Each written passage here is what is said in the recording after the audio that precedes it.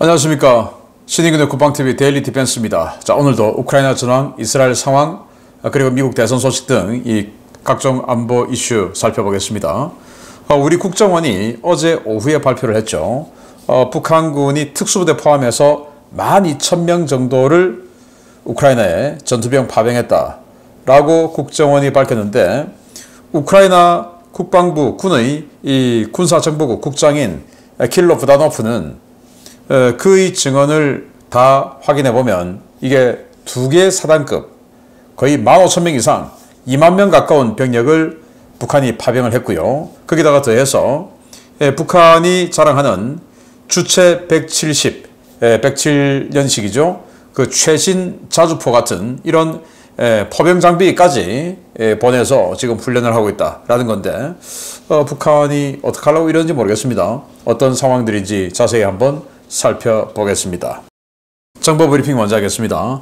폴리마켓은 트럼프가 60.7%, 그리고 해리스는 39.2%, 완전히 쏠림 현상이 일어나고 있습니다. 그래서 로이터는 해리스가 불안감에 선거 전략을 변경 중이다 라고 밝혔는데, 지금 백인 남성들이 이 해리스에 너무 반감을 크게 가지고 있죠. 왜냐, 해리스는 유색인종 그리고 이민자들 여기에 프렌들리한 정책을 자꾸 이야기하고 백인 남성을 거의 적으로 이렇게 돌리는 이런 정책들을 하니까, 사실은 미국의 주류가 백인인데 인구 뭐 등등 해서 다 백인이 제일 많은데 이길 수가 없는 거죠.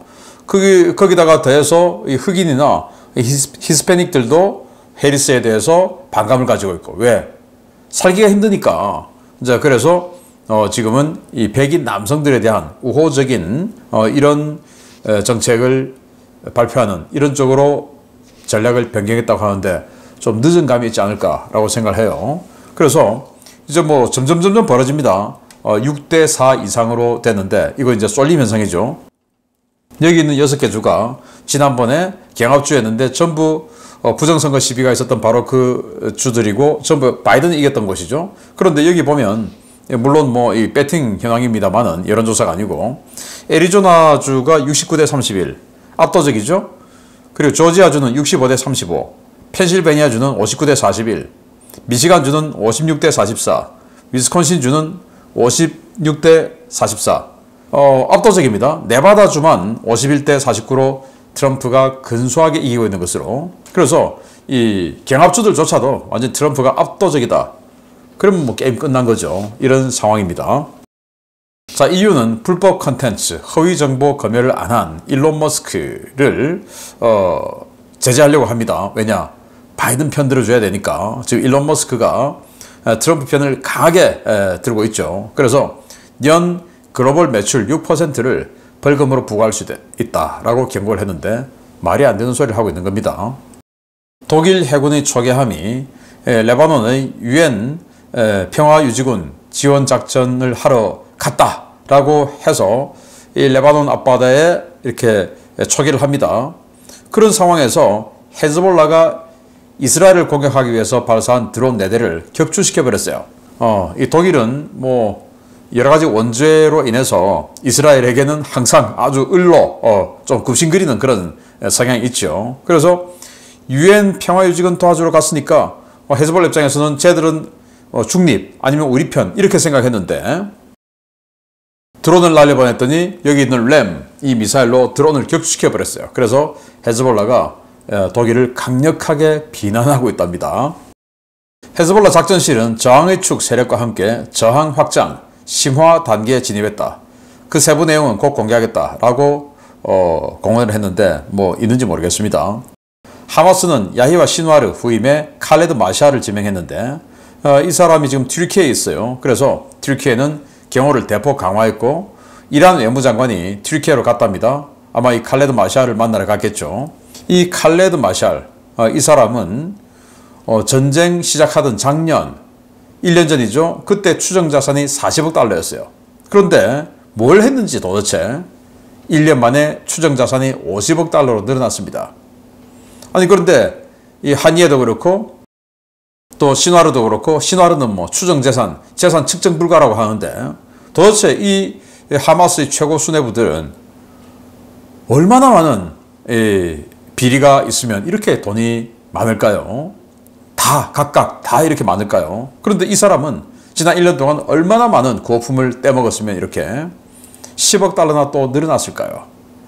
참 희한합니다. 그래도 우리나라 일부 좌파들은 이 사람을 또 하마스를 지지하죠. 희한한 일이죠. 호세인 살라미 이란 이슬람 혁명수비대 사령관은 이스라엘 사드 과신하지 마라. 우리는 사드의 약점을 알고 있고 초토화시킬 수 있다. 라고 협박을 했는데 과연 미국 무기인 사드를 이란이 공격할 수 있을까요? 저는 없다고 봅니다.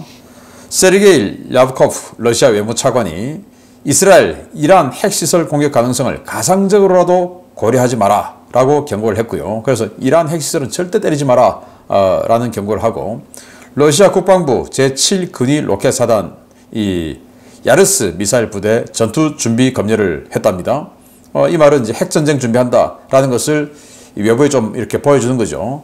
그리고 러시아 국방장관이 캄차카 반도의 전략 핵 잠수함 SSBN 기지를 점검했는데 여기 보시면 이렇게 옴스크함 SSGN 있죠. 오스카2급 공격원자. 여기는 이제 순항미사일 잔뜩 실려 있고요. 그리고 저 뒤는 이 보레이 A급 SSBN 전략원잠 핵미사일 핵 SLBM 탑재되어 있는 거죠. 이런 식으로 잠수함, 큰 잠수함 4척 딱 늘어놓고 국방장관이 미국하고 전쟁할지 모르니까 잘 점검해 라는 그런 쪽으로 읽어달라라는 그런 행사를 했습니다.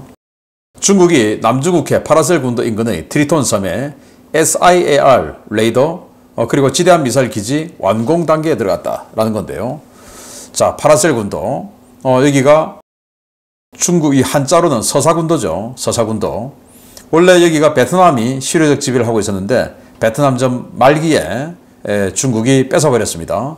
그런데 그때 당시에 북베트남이 이 베트남을 통일하기 직전이었는데 그때 미군 철수하고 나서 미군이 없으니까 이제 중국군이 여기를 뺏어버렸죠. 그런데 북베트남은 중국의 지원을 받아야 되니까 그걸 보고만 있었어요. 그래서 중국이 니들 그때 우리가 할 때 인정해줬지 않느냐 하고 지금 뭉개고 있는 중인데 여기에 이렇게 지금 그 백사장 같은 부분이 많이 있죠. 이건 이 산호초밭을 매립을 해서 이렇게 만든 거예요. 그 매립한 곳에다가 이렇게 엄청난 기지를 지었고 여기 건물입니다. 이게 건물인데 이 건물 전체가 SIAR 레이더라고 합니다. 이 SIAR 레이더는 스텔스 전투기도 탐지할 수 있다라는 건데 자 여기다가 이렇게 스텔스 전투기를 탐지할 수 있는 기지를 만들어 놓고 바로 이 앞에 해남도죠. 여기에 전략 핵 잠수함 기지가 있죠. 항공모함 기지가 있죠. 자 여기를 이제 보호하는 전진 이 감시 기지로서 저렇게 베트남과 영토 분쟁을 하고 있는 파라셀 군도에다가 무자비하게 이렇게 백사장을 매립해서 바다를 매립해서 백사장을 만들고 여기다 이런 기지를 만들었습니다. 정말 중국의 이런 만행은 빨리 바로잡아야 된다라는 생각이 듭니다. 중국의 랴오닝 항모 전단이 바시 해협을 통과해서 남중국해에 재진입했습니다. 어제는 이 바시 해협 통과해서 필리핀해로 나갔다라고 말씀을 드렸는데 그리고는 중러 연합 전단과 만났다. 근데 사진만 찍고 중러 연합 전단은 북쪽으로 올라가서 칭다오로 들어갔고요. 그리고 랴오닝 전단은 다시 남중국해로 들어가서 미국과 또 이 다국적 함대들이 하고 이렇게 대치를 하는 이런 그 작전을 했는데 이 애드미럴 펜텔레프 이 구축함은 칭다오에 들어오는 사진이 찍혔어요. 그러니까 이제 랴오닝함하고 헤어지고 랴오닝함의 모항이 칭다오인데 자 여기 칭다오 사진 보니까 많이 발전했네요. 자 우크라이나 상황 보겠습니다. 병력은 1530명의 러시아군을 사상시켰다라고 발표했고 전차는 13대 격파, 장갑차는 51대 격파, 차량은 93대 격파, 특수장비는 2대 격파, 야포 23문 격파, 무인항공기 48대 격파. 오늘 전과 대단히 많습니다. 병력도 1500명이 넘고요. 전차 장갑차도 많고 차량도 많고 자 그래서 왜 이렇게 많냐? 전투가 많이 벌어졌어요.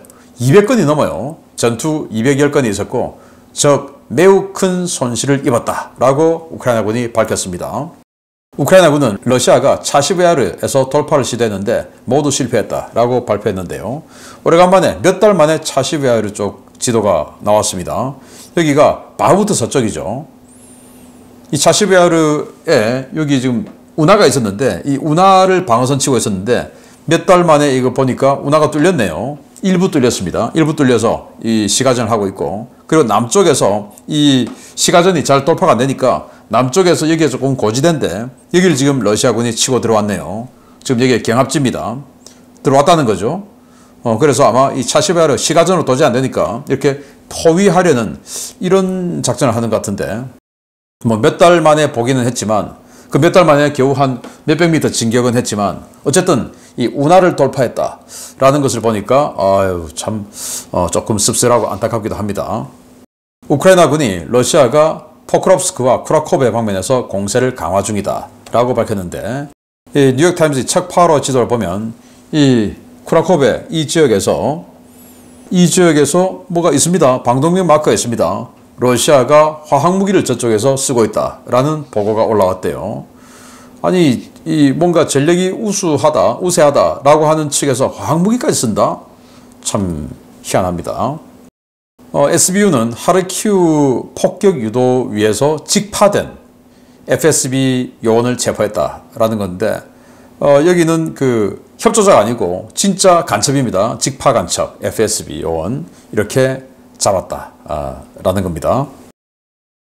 젤렌스키 대통령은 EU가 빅토리 플랜, 그러니까 승리 계획 지지 안 하면 실수다, 그거 후회할 것이다, 이렇게 협박을 했는데요. 그 말이 우리 그러면 핵 개발한다, 핵무기 그냥 만들어버린다, 이거 아니겠습니까? 그러면 핵 도미노 현상이 일어나고 그렇게 될 건데 그거 좋냐? 그러니까 빨리 우리 빅토리 플랜에서 지속적으로 지원해주고, 그리고 그 서방제 무기를 가지고 러시아 본토 타격할 수 있게끔 해주고, 그 해달라, 안 하면 니들 후회한다 라는 압박을, 핵카드를 가지고 압박을 하고 있는 것 같네요.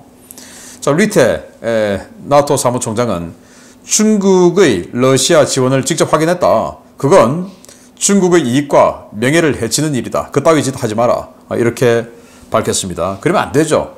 G2라고 하는 국가가 이런 식으로 불법적인 전쟁을 직접 지원하는 게 들켰다. 이거 문제가 있는 겁니다. 잘루즈니 과거 총참모장이었고 지금은 영국 대사로 있죠. 이 사람이 러시아와 장기전에서 벗어나는 것 불가능하다, 뭐 휴전 안 되고 계속 전쟁할 수밖에 없다 라고 이야기를 했고요. 월스트리트 저널이 보도를 했는데 미국이 F-16 조종사 교육정책 변경했다, 논란이 확산되고 있다. 그래서 강력하게 비난을 하는 기사를 썼는데요.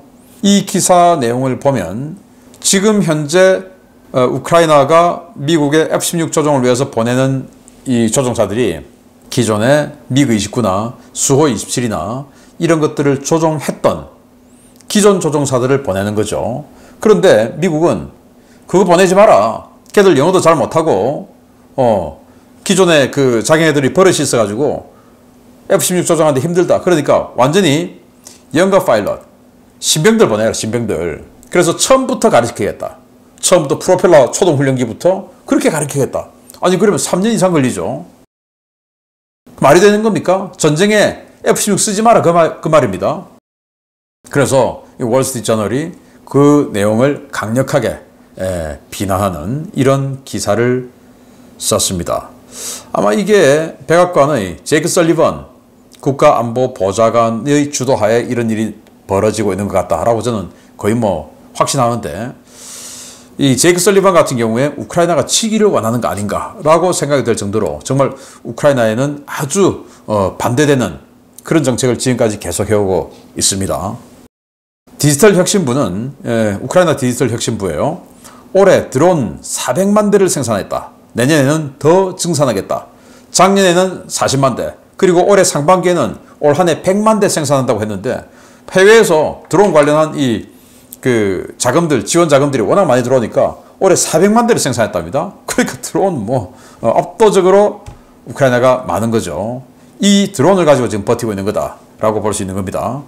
이 드론이 400만 대다. 그러면 포탄 400만 발보다 더 효과적이겠죠? 대단한 겁니다. 영국이 공급한 챌린저2 전차, 세계 최강의 방어력이라고 믿어왔던 그 챌린저2 전차 포탑이 또 사출되었어요. 방어력 논란이 또 일고 있는데, 자, 포탑이 날아가 있습니다. 러시아군의 코넷 대전차 미사일의 옆구리를 맞았답니다. 맞고 나서 즉시 포탑이 사출돼서 수십 미터나 날아가서 이렇게 떨어졌다고 하는데, 코넷 대전차 미사일 맞으면 뭐 이 챌린저2 아니라 에이브람스, 우리 한국의 K2 뭐 그 어떤 전차도 이렇게 되지 않을까. 그것도 옆구리인데, 왜냐하면 코넷 대전차 미사일의 관통력이 1400mm 이상이라고 알려져 있죠. 그걸 뭐 옆구리에 맞았으니까 이렇게 될 수밖에 없지 않을까라고 생각이 되는데, 어쨌든 세계 최강의 방어력이라고 믿어왔던 챌린저2의 포탑이 이렇게 수십 미터 날아가서 처박혀 있는 모습이 짠하기도 합니다. 자, 주요 소식 보겠습니다. 북한의 우크라이나 파병이 일회성 이벤트로 끝나지는 않을 것 같습니다. 당초 알려진 것보다 훨씬 많은 병력이 러시아로 보내지고 있고, 북한의 재래식 무기가 러시아에 공급되고 있다는 소식입니다. 북한이 러시아의 병력 공급처이자 군수공장 역할을 하려는 것 같은데 엄청난 규모의 피해가 예상됩니다. 북한이 우크라이나 전쟁에서 러시아를 도와 투입할 준비를 하고 있는 병력 규모가 11,000명 규모에 달하며, 이들은 11월 1일부터 전선에 등장해 전투 임무에 나서게 될 것이라고 킬로 부다노프 우크라이나 군사정보국장이 현지 시각 10월 17일 밝혔습니다. 부다노프 국장은 이날 저녁 미국 군사 전문 매체 더 워존과의 인터뷰에서 현재 러시아 동부 지역에서 훈련받고 있는 병력이 보병 약 11,000명 규모라고 밝혔습니다. 그는 선발로 파견된 병력들은 러시아 장비와 탄약을 사용할 것이고, 일진 2,600여 명은 가장 치열한 전투가 벌어지고 있는 쿠르스크로 먼저 보내질 것이라며, 나머지 병력들이 어느 전선으로 갈지는 아직 불분명하다라고 밝혔습니다.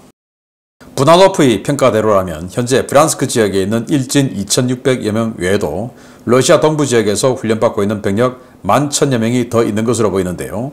이는 북한이 한 개 사단을 넘는 규모의 병력을 러시아에 제공했다는 것을 의미합니다. 우크라이나 군사정보국이 확인한 북한군 캠프는 블라디보스토크 북쪽의 우스리스크 기지와 브란스크 국경지역, 도네츠크, 사르티나, 사라토프의 고등포병 지휘학교 등 4개소인데요. 북한군이 식별되고 있는 지역이 점점 늘고 있다는 것은 북한군의 파병 규모가 그만큼 크다는 방증입니다. 특히 사라토프 고등포병지휘학교에서는 북한이 수출한 자주포가 식별된 것으로 전해지는데요. 해당 첩보를 우크라이나 군사정보국에 보고한 파르티잔 조직 아테시는 차종을 식별할 수는 없지만 러시아군을 대상으로 운영 교육이 진행되고 있기 때문에 북한이 제작한 신형 자주포일 가능성이 크다고 보고 있습니다. 이는 북한이 전투병력 파병과 탄약 수출은 물론 재래식 무기도 러시아에 제공하기 시작했다는 것을 의미하는데요. 실제로 북한은 지난 10월 1일 노동당 중앙군사위원회 명의의 제61351호 명령문을 통해 4분기 러시아 수출용 무기 생산을 2배로 늘리라고 지시한 바 있습니다. 문제는 이렇게 러시아로 보내진 병력과 장비의 대비 일정이 라스푸티차가 극심한 11월이라는 점인데요. 단 한 번도 경험해보지 못했을 지옥과 같은 뻘밭에서 북한군 장병들이 과연 얼마나 죽어나갈지 김정은은 생각해 보았는지 묻고 싶습니다.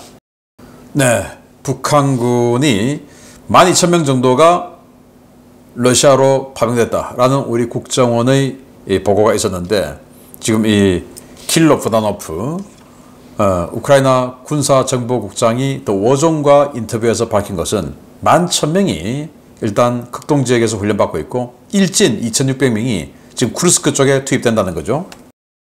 그래서 브란스크 훈련소에 18명 탈영한 바로 그것입니다. 여기에 일진 2,600명, 그리고 우스리스크에 11,000명, 그리고 도네츠크 여기에 이제 파르티잔들이 보고했지 않습니까? 마리우폴 옆에 여기 한 3,000명, 그러면 15,000명, 16,000명 넘죠.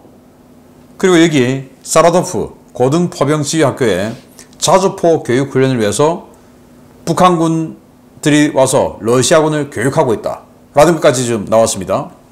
그러면 거의 17,000, 8,000명 정도가 되는데 2개 사단급이죠. 2개 사단급. 2개 사단이 뭡니까? 1개 군단급이죠. 거의 뭐 이 정도를 인신공양한다 라고 할 정도의 상황인데, 자, 지금 북한이 새로운 신무기 자주포를 보냈다라는 건데, 그러면 북한이 러시아에게 따로 교육을 해야 될 정도의 신무기는 이것뿐이에요. 주체 107. 자, 이거 뒤로 막 연기 다 세고 했던 바로 그 자주포인데, 이걸 러시아 주고 지금 교육훈련을 하고 있다라는 상황이고, 제가 왜 인신공양이다 라고 적었냐 하면, 북한군이 러시아 전술, 러시아 무기, 뭐 또 현장 이 지형 이런 것대로 전투를 하려면 그거 뭐 한 달 훈련해서 되겠습니까? 저는 절대로 그렇게 해서는 안 된다고 봅니다. 아무리 정예부대를 보냈다 하더라도 상당히 더 오랜 이 현지 적응 훈련을 하고 투입돼야 되는데, 그게 아니고 너무 일찍 투입하고 부다노프의 예상은 11월 1일부터 투입된다라는 거예요. 11월 1일부터 라스푸티차가 시작되죠. 자, 이 질척질척한 이 지형을 북한군들이 뭐 경험이나 해봤겠습니까? 그러면 왜 11월 1일부터냐? 지난 9월부터 러시아는 하반기 징병을 시작했어요. 그런데 잘 안 되고 있죠. 그런데 하반기 징병하면 그 병기본 훈련부터 시작해서 한 2달간 훈련하죠. 9월 달부터 시작했으니까 그 병력들 훈련 다 마치고 기량을 닦을 때까지 지금 그 과도기에 북한군을 집어넣는 겁니다. 그리고 이 라스푸티차 기간에 북한군을 집어넣고 땅이 좀 딱딱해지는 한겨울이 되면 이제 북한군은 거의 소멸할 테니까, 왜? 스톰제트로 그냥 계속 소모할 테니까 그때 자기네들의 신병들 훈련시킨 애들을 투입하겠다. 그 사이에 한 달을 벌어줄 수 있는 인신공양이 아니냐라는 거죠. 그 월급 한 달에 280만 원, 신병들, 러시아 신병들 주는 그 월급 뭐 이렇게 2만 명씩 받아오면 얼마나 김정은 호주머니로 많이 들어가겠습니까? 그 김정은 호주머니 풀려주는 인신공양하러 들어갔다. 정말 불쌍하죠. 자, 이런 상황에서 북한이 노동당 중앙군사위원회 명령문을 내렸어요. 각 군수공업부 그리고 제2경제위원회 국방성, 일선 국방공업기업소 이런 데로 내려보냈는데 주요 지시사항이 이렇습니다. 1. 4분기 러시아 수출용 무기 생산량을 이전 분기 대비 2배 이상 늘릴 것. 돈 많이 벌겠다 이거죠.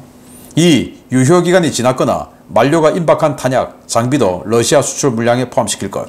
그러니까 유효기간 지난 거 못 쓰는 거, 쓰레기 같은 거 이런 것도 정상가 받고 다 팔아먹겠다. 이참에 그냥 재고정리 다 하고 완전히 그냥 쌩쌩한 무기로 포탄으로 바꾸겠다 이거죠. 그리고 3. 성과가 우수한 개인에게 보상금과 배급을 지급할 것. 여기 성과 우수한 개인에게 보상금을 지급하라. 이런 것까지 지금 처음으로 나왔어요. 그전에는 성과 우수한 기업소에게 하는 거였는데, 왜? 여기는 집단이지 개인이 아니니까. 그런데 개인에게 포상금과 배급을 지급하라. 그 정도로 지금 마구마구 라인 돌려서 마진을 엄청 이 뚱뚱한 호주머니로 집어넣겠다 라는 거 아니겠습니까? 그 집어넣기 위해서 전쟁 특수를 누리기 위해서 북한 전역을 이렇게 가열차게 돌리고, 그리고 군단급의 병력을 러시아로 보내서 월급 받게 하고 돈을 벌어먹겠다 이건데, 이 부대 한 번이 끝이냐? 아니죠. 연차적으로 계속 1진, 2진, 3진 계속 가겠죠. 그렇게 해서 이 2만 명 선을 계속 유지하면서 빠지면 또 집어넣고 빠지면 또 집어넣고 이런 식으로 해서 2만 명을, 전쟁을 하고 있는 병력은 2만 명이지만 연 인원은 20만 명, 30만 명 계속 밀어넣을 수가 있겠죠. 왜? 그래야 돈을 많이 버니까. 정말 잔악한 자가 아닌가라고 생각되고, 이 관련한 것을 제가 위클리 디펜스를 통해서 한번 분석을 해드리도록 하겠습니다. 정말 북한군 젊은이들 불쌍합니다. 마치겠습니다. 감사합니다.